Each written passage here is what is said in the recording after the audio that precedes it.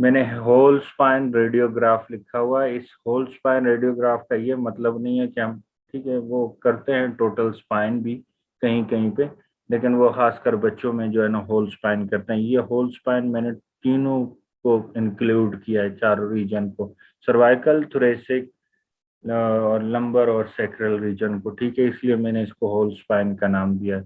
वैसे बच्चों में भी होल स्पाइन की जाती है डिफरेंट कंडीशन के अंदर। होल स्पाइन के अंदर हमने standard view of the spine देखने हैं, जैसे सर्वाइकल के कौन से स्टैंडर्ड व्यू हैं, इसी तरह थोरेसिक के कौन से हैं, इसी तरह लंबर के, फिर सैक्रल के, और क्या कौन कौन से उनके अल्टरनेट व्यू होते हैं। पेशेंट प्रिपरेशन को रेडियोग्राफिक एनाटॉमी फॉर पोजीशनिंग, और फिर हम इसकी डायग्नोस्टिक एनाटॉमी भी देखेंगे साथ साथ कर। सर्वाइकल स्पाइन रेडियोग्राफ के अंदर हमने जो स्टैंडर्ड व्यू हमारे पास बेसिक जो होते हैं, वो सबसे पहले interior posterior, lateral view, adenoid open mouth view and lateral flexion and extension view होते हैं। ये हम करते हैं। फ्लेक्शन और एक्सटेंशन के बारे में मैं बताता हूँ। उससे पहले जो बेसिक जो रूटीन के व्यू होते हैं वो इंटीरियर पोस्टीरियर, लेटरल एडेंटॉइड, एडेंटॉइड प्रोसेस को देखने के लिए जो ओपन माउथ व्यू हम करते हैं, ओपन माउथ जार टेक्निक उसे भी कहते हैं, वो हम यूज करते हैं। फिर इसके अंदर एक्सटेंडेड व्यू होते हैं, वो सेमर व्यू होता है when lateral projection fail to show the vertebral down to T1 को जब लेटरल के अंदर जो है ना नहीं देख सकते, T1 C7 T1 को, जो थोरेक सर्वाइको थोरेक जंक्शन होता है सर्वाइकल और थोरेसिक के दरमियान, अगर उसके अंदर T1 और C7 क्लियर हमें नजर नहीं आता, तो फिर वहां पे हम स्वेमर व्यू करते हैं। स्वेमर व्यू वो उनको उस जंक्शन को दिखाता है। बाज़ औक़ात अगर उसके अंदर जो रिडक्शन हो, डिस्प्लेसमेंट हो, या कोई भी पैथोलॉजी हो, उसको देखने के लिए हम करते हैं। मैं आगे आपको इनकी इसकी डिटेल भी बताता हूँ। पेशेंट प्रिपरेशन में सबसे पहले क्या है, before undertaking the whole spine, ये कोई भी स्पाइन आप सर्वाइकल ले लें, थोरेसिक ले लें, लंबर ले लें, radiography, the following the specific consideration should be made. हमने सारी चीजें ये पहले भी पढ़ी हैं। इसके अंदर देखिए, ensure that all the material object are remove from the patient, hair clip and hair pin, benches of the hair often produce artifact and thus should be, मतलब ये सारी चीजें हमने, कोई भी मेटेलिक चीज होगी किसी रीजन के ऊपर, वो हमने उसको रिमूव करवाना।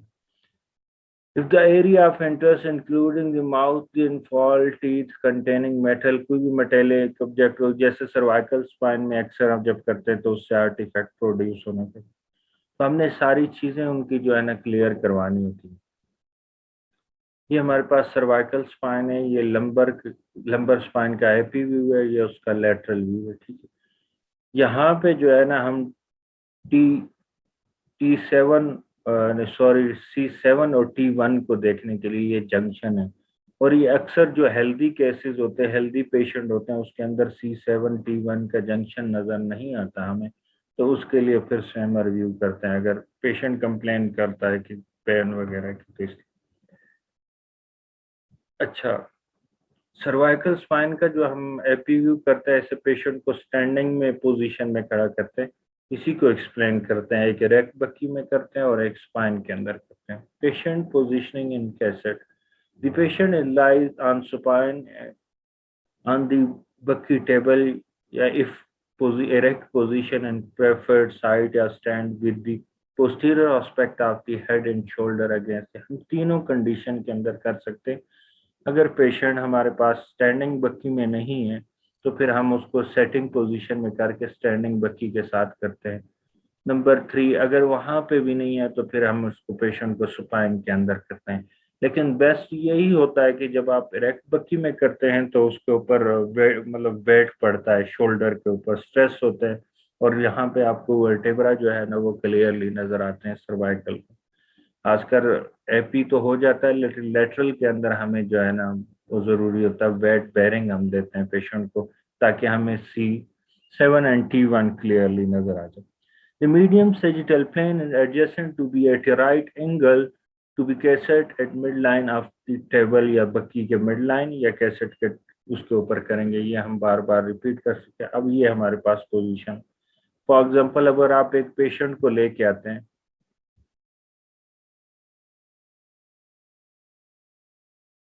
मेरे ख्याल में पिछला लेक्चर मैंने अपलोड कर दिया बच्चे, आप लोग देख लेना, नहीं तो मैं अभी फिर कर दूंगा। पेशेंट को इरेक्ट बकी भी आपके लेके आना है। इसकी पोस्टीरियर एस्पेक्ट ऑफ जो है सर्वाइकल का पोस्टीरियर एस्पेक्ट होगा इन कांटेक्ट विद द बकी, होगा मिड लाइन ऑफ द बकी। और एरिया आपने कवर करना है यहाँ से बेस ऑफ स्कल से लेके C7 तक का एरिया करना है, मतलब स्टर्नल नोज तक का एरिया कवर करना है। यहाँ पे T1 का एरिया आपके पास क्लियरली नजर आ। उसके बाद इसी का लेटरल व्यू है। उसके बाद है the neck is extended if the patient condition will allow so that the lower part of the jaw is clear from the upper cervical vertebra. अब दूसरा यहाँ पे ये होता है कि हमने ये क्या करना है कि यहाँ से चिन को एक्सटेंड करवाते हैं ऊपर की तरफ थोड़ा सा, ताकि हमारे पास ये जो नीचे इसका जो शेडो आ रहा है वो लोअर वर्टेब्रा इसके ऊपर मैंडिबल का शेडो आ जाए, आ रहा है, ये क्लियर हो जाएगा। Direction and centering of the X-ray beam. अब इसकी डायरेक्शन और सेंटरिंग कहाँ पे रखेंगे? 15 degree cranially angulation is employed, then the beam is centered and the midline toward a point just below the prominence of the thyroid cartilage through the fifth cervical vertebra। अब यहाँ पे बात की हुई है कि आपने 15 डिग्री एंगल देना होता है क्रेनियली। उसकी वजह क्या है कि आप जो C1 और C2 को देखने के लिए, अगर आपने C1 और C2 को आपको एपी में अगर क्लियरली नजर नहीं आता 15 डिग्री की आप एंगल देने के बाद, तो फिर आप उसके लिए ओपन माउथ जा टेक्निक करते हैं। वैसे रूटीन में हम क्या करते हैं कि जो मंडिबल का शेडो है वो ओवरलैप हो जाता है। जब आप एंगल देते हैं ट्यूब को तो वो ओवरलैप होता है, तो हमें लोअर जो वर्टेब्रा उसके अपर वर्टेब्रा C1 C2 C3 का वर्टेब्रा जो होते हैं वो हमें क्लियर नजर आ जाते हैं। अब हमने यहाँ क्या करना है कि ट्यूब को यहाँ से एंगल देना है cranially toward the head. 15 degree angle tube को देंगे ताकि ये लोअर जा का जो है ना शेडो साइड पे हो जाए और लेफ्ट कर जाए, और हमें जो है इसके C1 C2 और C3 के वर्टेब्रा क्लियरली नजर आ जाए इसके अंदर। और हम यहाँ पे क्या करते हैं कि below the prominence thyroid cartilage के लेवल के ऊपर हम क्या करते हैं कि इसकी सेंटरिंग रखते हैं। अब इसके बाद लेटरल को देखते हैं। लेटरल इरेक्ट पोजीशन में क्या, the patient stand or sit in either shoulder against the cassette. The medium sagittal plane should be adjacent such that it is parallel with the cassette. Okay. The head should be flexed. Head को क्या करेंगे? Should be flexed and are extended such that the angle of the mandible is not superimposed over the upper anterior cervical vertebra. The patient should be stand and with feet slightly apart with the shoulder resting against the cassette. अब हम क्या करते हैं, जब lateral position के अंदर patient को lateral side करते हैं तो lateral aspect and contact with the बकी होता है। फिर हम उसमें दो कंडीशन देखते हैं, या तो पेशेंट को एक्सटेंड करवाते हैं, फुली एक्सटेंड भी यहाँ पे नहीं करवाते और ना ही फुली उसको फ्लेक्स करवाते हैं, इतना जहां तक पेशेंट इजी हो। जब हम फुली एक्सटेंड करवाते हैं तो फिर भी उसके कर्व के अंदर जो है ना चेंजिंग आती है। तो हमने नॉर्मली जितने पेशेंट कर सकता है उस हिसाब से फिर हमने लेके चलना होता है इसके लिए। ये लेटरल में भी हम उसमें करते हैं। In order to demonstrate the lower cervical vertebra, the shoulder should be depressed and show in the photograph।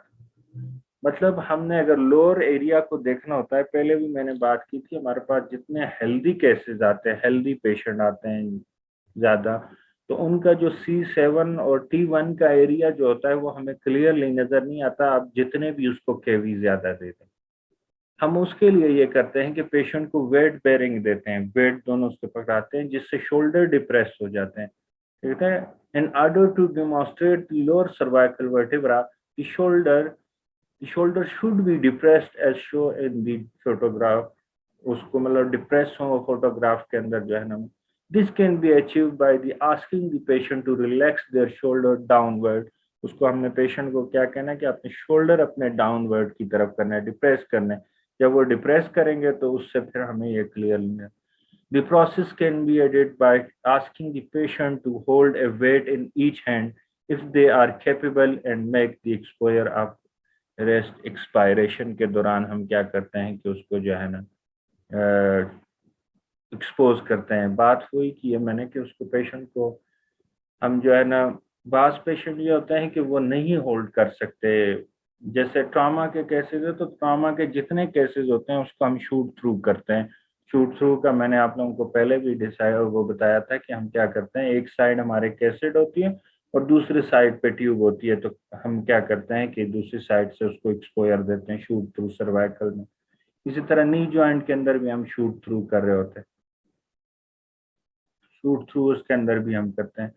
बाज पेशेंट ऐसे होते हैं, ऐसी कंडीशन होती है कि वो वेट नहीं उठा सकते, तो फिर आप क्या करते हैं, उसके शोल्डर के ऊपर प्रेशर डालते हैं कि आपने अपने शोल्डर को यहाँ पे, ये देखें, ये लेटरल है, इसका lateral aspect in contact with the बकी है। अब हमने क्या किया, शोल्डर को रिलैक्स करवाने के बाद उसको डिप्रेस करवाया, ताकि अब इसके अंदर हम क्या करते हैं कि एंगल डाउनवर्ड देते हैं, टुवर्ड द फीट देते हैं। एपी के अंदर हमने angle 15 degree toward the cranial दिया था, अब हम इसके अंदर जो एंगल देते हैं टुवर्ड द क्वाड्रेंटली देते हैं। उसकी वजह यह है कि जो एपी में हमें चाहिए था एरिया, वो C1 C2 का एरिया चाहिए था और मंडिबल को ओवरलैप करवाना। इसके अंदर ये होता है कि हमने C7 और T1 का जंक्शन देखना होता है, तो ताकि हमारे पास जो C7 तक का एरिया है वो क्लियर नजर आ जाए। तो मैं ज्यादा तेज तो नहीं बोल रहा, या आप लोगों के ऊपर ऊपर से गुजरा।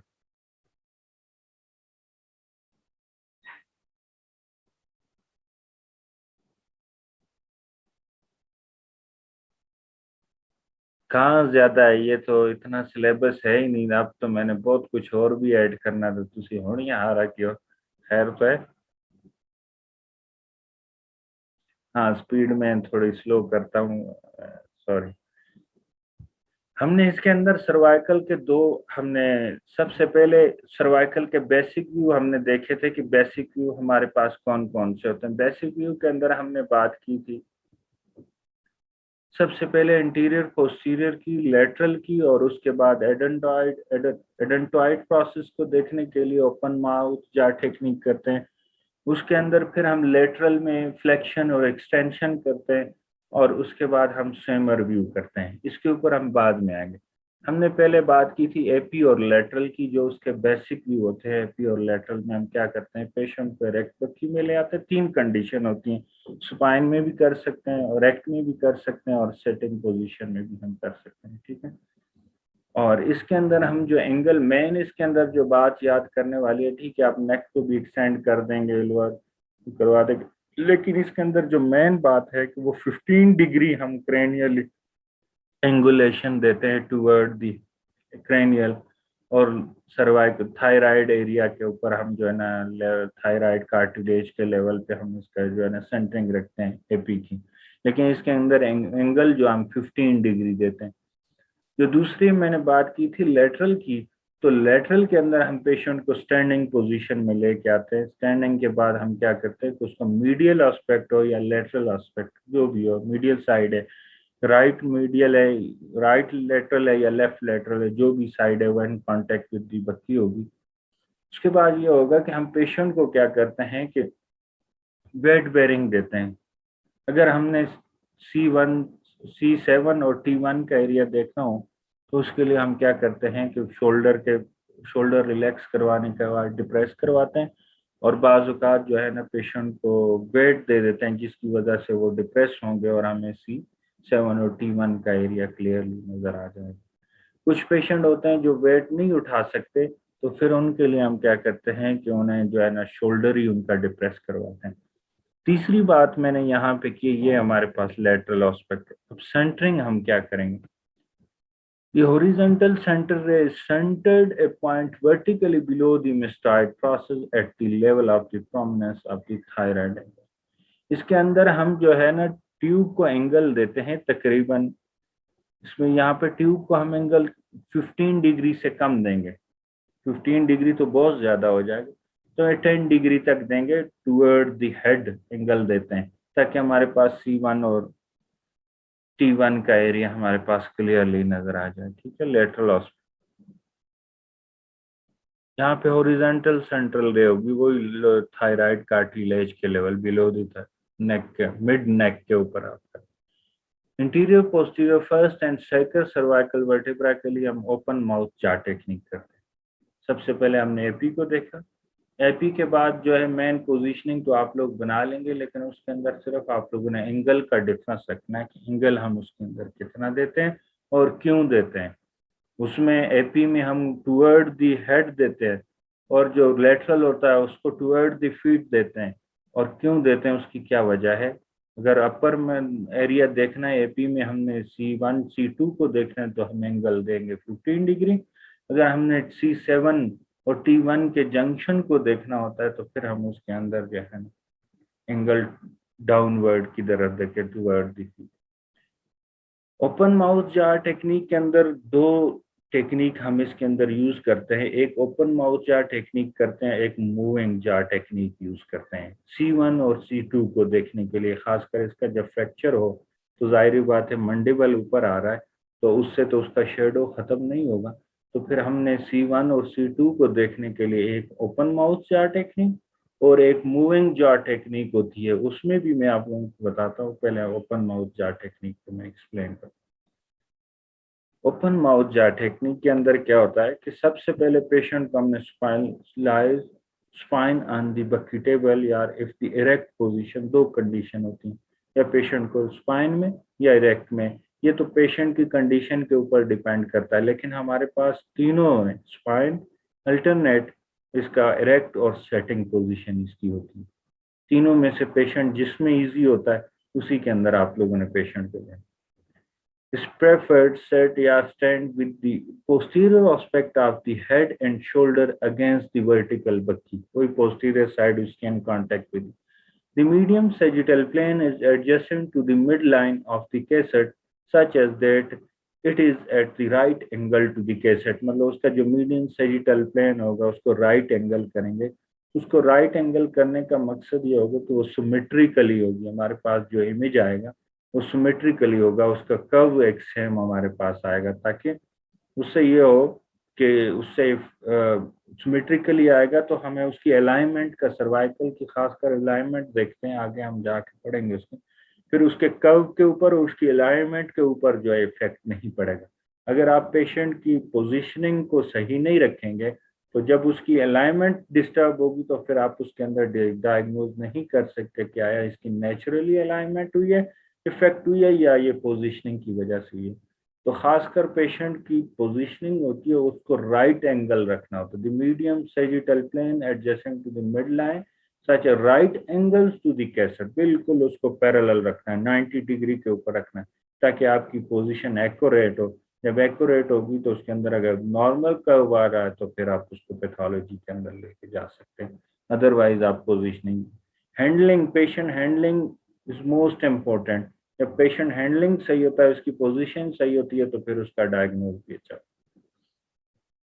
ये हमारे पास तीन कंडीशन है। ये ओपन माउथ जार टेक्निक है। यहाँ पे C1 C2 को देखने के लिए हम करते हैं, आगे मैं दिखाता हूँ। ये सर्वाइकल का ओब्लिक है। सर्वाइकल के अंदर फ्लेक्शन एक्सटेंशन भी करते हैं, उसके अंदर हम ओब्लिक भी करते हैं, इंटीरियर ओब्लिक, पोस्टीरियर ओब्लिक करते हैं। The neck is extended. अब इसके अंदर हमने क्या करना होता है कि पेशेंट को सुपाइन में सेटिंग पोजीशन में लेके आने के बाद उसको माउथ ओपन करने के बाद हम क्या करते हैं, नेक को एक्सटेंड करवाते हैं। The neck is extended if possible, जितना हो सकता है। The cassette is center at the level of the mastoid process. Cassette को मिस्टॉइड प्रोसेस के लेवल पे करते हैं। The direction in centering of the X-ray beam, the direction in the directed the perpendicular centrally along the midline to the center of the open mouth। हम बिल्कुल क्या करते हैं कि उसके ओपन माउथ के एरिया के अंदर रखते थे। एक मिनट में आ रहा हूं। ये ओपन माउथ जार टेक्निक है हमारे पास। ये C1 का एरिया हमारे पास एडेंटोइड प्रोसेस होता है। मैंने पहले भी जिक्र किया होगा, एक एडेनॉइड होता है और एक एडेंटोइड प्रोसेस होता है। एडेंटोइड प्रोसेस तो ये होता है कि C2 का जो एरिया होता है C1 में जाता है, यहाँ पे एडेंटोइड प्रोसेस होता है, उसको एडेंटोइड प्रोसेस कहते हैं। और एक होता है एडेनॉइड होता है, एक एडेंटोइड होता है और एक एडेनॉइड। एडेनॉइड जो होता है यहाँ पे जो ये जो हमारे पास जो एयरवे आ रहा है इसके यहाँ पे, ये C1 के लेवल पे यहाँ पे टिश्यू की ग्रोथ हो जाती है। खासकर ये बच्चों के अंदर ये बहुत ज्यादा होता है कि बच्चों में यहाँ पे जब टिश्यू ग्रोथ होता है तो वो क्या करता है कि एयरवे को पुश करता है। जब एयरवे को पुश करता है तो उससे जो है ना सांस लेने में उनको मुश्किल होता है। तो जब भी हमारे पास जो केस आता है तो फिर हम उसके लिए जो है ना एडेनॉइड को देखने के लिए हम सर्वाइकल का लेटरल व्यू करते हैं। जब भी बच्चों में, अगर बड़ों में खैर है लेकिन इतना नहीं होता, लेकिन बच्चों में ये मोस्ट कॉमन होता है जिसकी वजह से वो बच्चे सांस सही नहीं ले सकते, तो फिर हम सर्वाइकल का लेटरल व्यू करते हैं। वो क्या होता है कि टिश्यू की जो ग्रोथ होती है, ये पोस्टीरियर साइड जो पोस्टीरियर स्पेस आ रही है वर्टेब्रा के और यहाँ पे जो ट्रेकिया के दरमियान और यहाँ पे नीचे एसोफेगस भी है, ये जो पोस्टीरियर स्पेस हमारे पास जो आ रही है, इसके अंदर यहाँ पे खासकर नेजोफेरेंक्स और ओरोफेरेंक्स से यहाँ पे करके जो है ना टिश्यू की ग्रोथ होती है। वो ग्रोथ उसको पुश करती है, पुश करने से जो है ना पेशेंट को, बच्चे को सांस लेने के अंदर मसला होता है। तो उसके लिए जो हम एडेनॉइड प्रोसेस के लिए लेटरल सर्वाइकल का करते हैं। एडेंटोइड के लिए हम ओपन माउथ जार टेक्निक करते हैं और मूविंग जार टेक्निक करते हैं। मूविंग जार टेक्निक ये होती है कि जब आप पेशेंट को स्पाइन पोजीशन में लेटा देते हैं, जैसे यहाँ पे ओपन माउथ के लिए हमने पेशेंट को ये, यहाँ पे तो ओपन माउथ है, अब हमने सेंटरिंग बिल्कुल इसके अंदर मिड में रखी थी ओपन माउथ के, ये C1 और C2 को एडेंटोइड प्रोसेस को देखने के लिए। ओपन माउथ जार टेक्निक में ये होता है कि जब आप पेशेंट को स्पाइन पोजीशन के अंदर लिटा देते हैं, लिटाने के बाद आपने पेशेंट को गाइड करना होता है कि जब हम आपको कहेंगे आपने ये मंडेबल की मूवमेंट करनी ड्यूरिंग एक्सपोयर, तो जब वो मूवमेंट करता है तो रेडिएशन के अंदर जो भी चीज मूव कर रही होती है तो वो ओवरलैप हो जाती है। जब आप एक्सपोयर देते हैं ना कोई भी चीज, वो मूवमेंट कर रही हो तो खासकर चेस्ट में तो वो एरिया ब्लर हो जाता है, लेकिन मंडेबल के एरिया के अंदर जब आप उसको मूवमेंट देते हैं तो उससे वो ओवरलैप कर जाती है। जब वो ओवरलैप करती है तो आपके पास एडेंटॉइड प्रोसेस C1 और C2 क्लियरली नजर आना शुरू। ये इसका सेकंड ऑप्शन है। फर्स्ट ऑप्शन तो ये होता है कि open mouth is best T for T1 and T2 odontoid process के लिए उसका। अच्छा, जो सर्वाइकल स्पाइन होता है, अच्छा ये बच्चे जो है ना, कुछ ऐसे बच्चे हैं जो कैमरा ऑन कर सकता तो कर लेते हैं, लेकिन प्लीज फिर साथ में जो है ना पड़ोसियों को दिखा रहे थे, किसी कोई किसको दिखा रहे थे, तो ये मुनासिब नहीं होता। अब ड्यूरिंग लेक्चर अगर इस तरह करेंगे तो ये, या तो आप लोग कैमरा अगर ऑन करना है ना तो कैमरा ऑन करके स्टिल बैठ जाएं बस, ठीक है। जब आप लोग कैमरा अगर ऑफ रखना है तो फिर ऑफ ही रखें। उसकी वजह ये होती है कि जो कंसंट्रेशन लेक्चर पे होती है वो साथ में कोई एक आ रहा है कोई दूसरा आ रहा है, तो फिर उससे मैं डिस्टर्ब होता हूँ और वो फिर सारी कंसंट्रेशन जो लेक्चर पे होती है जो उस तरफ चली जाती है। तो इसलिए प्लीज आप लोग जो है ना अपना लेक्चर लें, लेकिन आप लोग जो है ना ऐसा न करें कि दूर साथ वालों को भी डिस्टर्ब करें। आप लोगों से पहले भी मैंने एक दो बच्चों ने ये काम किया था, फिर मैंने CR को बताया था। अभी काफी बच्चे ये जो है ना काम कर रहे हैं, मैं नोट कर रहा हूँ, लेकिन मैं बोलता नहीं, टाइम चुप हूँ। तो मेहरबानी करें, आपसे यही रिक्वेस्ट है कि लेक्चर के दौरान ये काम न करें। अगर कैमरा ऑन करना है तो फिर ऑन रखें, या कैमरा ऑफ रखना है तो फिर ऑफ रखें, ताकि हमारी जो कंसंट्रेशन होती है वो सारी लेक्चर के ऊपर है। क्योंकि 40 मिनट का लेक्चर होता है, 40 मिनट्स के अंदर मैं इतनी चीजें आप लोगों को डिलीवर नहीं कर सकता। अगर ज्यादा स्पीड करता हूँ तो आप लोगों के पले कुछ नहीं पड़ा। तो इसलिए मुझे टाइम बचाना होता है, एक एक मिनट यहाँ पे कीमती होता है। उसको आपको पता है, आपने सर्वाइकल पढ़ना है, उसके अल्टरनेट व्यू पढ़ने हैं, उसके बेसिक व्यू पढ़ने हैं, उसके फ्लेक्शन एक्सटेंशन पढ़ने हैं, उसकी हमने डायग्नोस्टिक पढ़नी है, उसका कर्व पढ़ना है, उसकी रिपोर्टिंग के लिए हमने नॉर्मल उसका वो कर्व देखना है। फिर रिपोर्टिंग के अंदर हम क्या क्या चीजें देखते हैं। फिर इसी तरह हमने थोरेसिक स्पाइन के AP और उसका अल्टरनेट पढ़ना है। फिर लंबर स्पाइन के हमने AP उसका अल्टरनेट, उसके ओब्लिक, फिर उसके एक्सटेंशन फ्लेक्शन एक्सटेंशन व्यू, वो सारे पढ़ने होते हैं। तो हमारे पास टाइम बहुत कम है, तो इसलिए आप लोगों से यही रिक्वेस्ट है कि आप लोग अपना टाइम भी बचाएं और मेरा भी बचाएं। ऊपर से फिर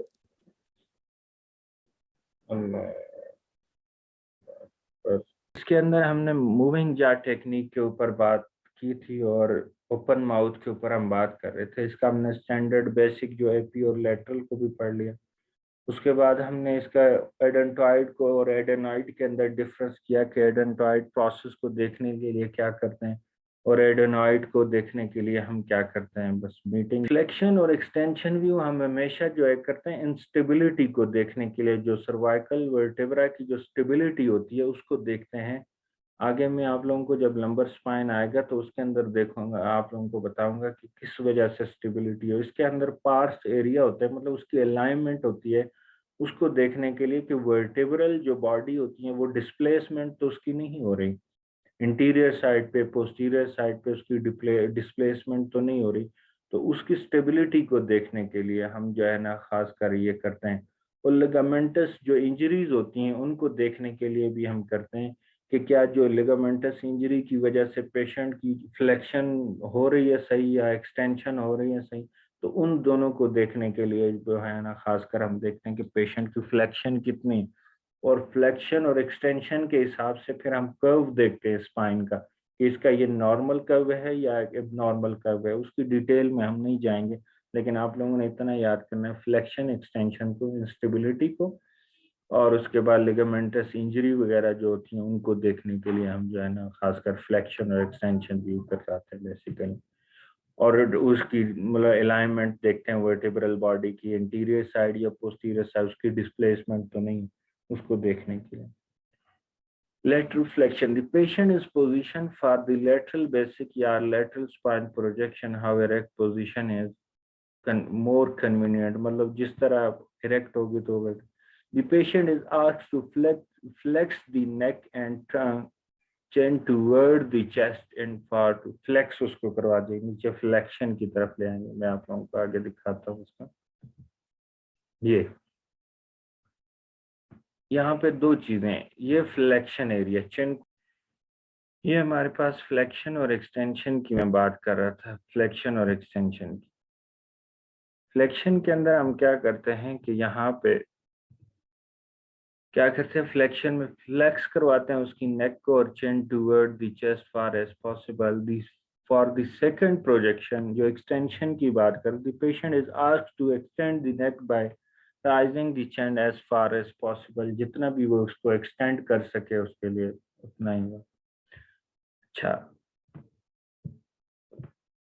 the cassette is centered to the mid-cervical region and may have to be placed transversely for the lateral flexion. It depends on the degree of the movement and case. वो तो पेशेंट की मूवमेंट, पेशेंट की positioning के हिसाब से देखते हैं कि किस कैसेट कैसे रखी जाएगी, ठीक है, वो उसके हिसाब से देख रहे हैं। आप लोग अपनी तरफ से नहीं करते किसी तरह बक्की में आप। ये दो कंडीशन हमारे पास यहाँ पे देखिए। अगर आप लोग पहले पेशेंट को हमने क्या किया कि उसको फ्लेक्स करवाया, उसकी चेन को फ्लेक्स करवाया लोअर की तरफ, लोअर डाउनवर्ड करवाया जितना पॉसिबल हो सकता था। अब यहाँ पे जो ये वर्टेब्रल की जो अलाइनमेंट है ना, इसको देखते हैं। बाज औकात ये होता है कि पार्स इंट्रा आर्टिकुलरिस, पार्स एक एरिया होता है वर्टेब्रल बॉडी का, एक पॉइंट होता है, वो क्या करता है कि स्टेबल करके वर्टेब्रा को रखता है, वर्टेब्रल बॉडी को स्टेबल रखता है, स्टेबिलिटी होती है। उसकी वीकनेस हो जाए या उसका डिफेक्ट हो जाए तो उसकी वजह से जो होता है वर्टेब्रल जो होती है, वर्टेब्रल बॉडी जो होती है वो डिस्प्लेस हो जाती है इंटीरियर साइड के ऊपर या पोस्टीरियर साइड पे। उसको हम कहते हैं पार्स इंट्रा आर्टिकुलरिस डिफेक्ट एरिया, उसका डिफेक्ट उसको कहते हैं। वो आगे लंबर में मैं आप लोगों को डिटेल के अंदर बताऊंगा, उसको देख। और यहाँ पे जो है ना ये इसका एक्सटेंशन है, इसके अंदर भी हम देखते हैं कि वर्टेब्रल बॉडी की या पेशेंट की फ्लेक्शन और एक्सटेंशन सही हो रही है। इसका मतलब है कि इसकी इंजरी जो है ना लिगामेंटस इंजरी नहीं है जिसकी वजह से यह, तो ये मेन इसका है जो है ना point of. If the image supine, the neck can be flexed by placing the pad under the neck. Extension of the neck can be achieved by placing the pillow under the, वो आप depend करता है वो रखना है या नहीं। The direct the central lay horizontally toward the mid cervical C4 के एरिया के ऊपर हम रखते हैं। नॉर्मली भी रूटीन में जो हम सर्वाइकल एपी एंड लेटरल करते हैं उसका भी C4 लेवल के ऊपर सेंटरिंग रखते हैं। उन्होंने कोई कहता है बिलो द मिस्टाइड प्रोसेस या thyroid eight the level of thyroid cartilage, कोई C4 का लेवल आता है उसी के अंदर हम करते हैं। ये सर्वाइकल एरिया इसकी। यहाँ पे ये जो है ना cervical body, cervical body for vertebral disc space होती है। यहाँ पे ये पेडिकल हैं, ये सर्वाइकल बॉडी C7 कह रही है, थोरेसिक बॉडी ये हमारे पास आ रही है। ये स्पाइनस प्रोसेस हैं, इसके इंफीरियर आर्टिकुलर प्रोसेस होते हैं, सुपीरियर आर्टिकुलर प्रोसेस होते हैं। यहाँ पे इसकी लाइनिंग होती है एनाटॉमिकली, अगर हम इसकी लैंडमार्क को पढ़ेंगे वो बाद में मैं सर्वाइकल पे आप लोगों को एक्सप्लेन करता हूँ। यहाँ पे हाइड बोन है, एपिग्लॉटिस का एरिया था, ये ट्रेकिया है, वो वर्टेब्रल सॉफ्ट टिश्यू होता है, ये प्री वर्टेब्रल सॉफ्ट टिश्यू की ग्रोथ होती है, यहाँ पे प्री वर्टेब्रल सॉफ्ट टिश्यू भी कहते हैं, जिससे एडेनॉइड को देखना होता है हमने। इंटरवर्टेब्रल डिस्क स्पेस है, यहाँ पे इंटरवर्टेब्रल बॉडी है। अच्छा, यहाँ पे 3-4 लाइनें होती हैं, जो हम इंटीरियर वर्टेब्रल लाइन होती है, पोस्टीरियर वर्टेब्रल लाइन होती है, एक जो वर्टेब्रा के इंटीरियर लाइन और इसके बाद पोस्टीरियर वर्टिब्रल लाइन होती है और स्पाइनो लेमिनर लाइन होती है, जो स्पाइनस और लेमिना के दरमियान में, और स्पाइनो लेमिनर लाइन होती है और ये स्पाइनस प्रोसेस लाइन होती है। 4 लाइनें होती है। इनका क्या फायदा होता है वो मैं आगे आप लोगों को जब हम इसकी रिपोर्टिंग को डिस्कस करेंगे तो फिर मैं बताऊंगा कि उसके नॉर्मल कर्व को देखने के लिए हम ये क्या, ये एडेनॉइड प्रोसेस के देखने के लिए इसके लेटरल मैसेज है, राइट और लेफ्ट, ये C1 के लेटरल मैसेज आपको ना, ये एडेनॉइड प्रोसेस है, एडेनॉइड प्रोसेस है, एडेनॉइड प्रोसेस। ये अपर इंचियर, ये जो है ना ऊपर जाए, ये जो है ना जाइगोफिशियल जॉइंट्स होते हैं। C1 और C2 का स्पेस है, ये C2 की बॉडी हमें, ये इंफीरियर आर्टिकुलर प्रोसेस होता है। यहाँ पे ये सुपीरियर आर्टिकुलर प्रोसेस है, ये इसका बाइफिडा, ये स्पाइनस प्रोसेस के ये बाइफिडा एरिया हमें नजर आता है। ये हमारे पास है, इसके जो लेटरल मैसेज है एडेंटोइड प्रोसेस हमारे पास, तो ये इसकी बॉडी का एरिया। अच्छा, सर्वाइकल स्पाइन सिस्टमेटिक अप्रोच, मेरे ख्याल में अभी इतना काफी है या कि मैं इसके ऊपर जाऊं सिस्टमेटिक अप्रोच के ऊपर?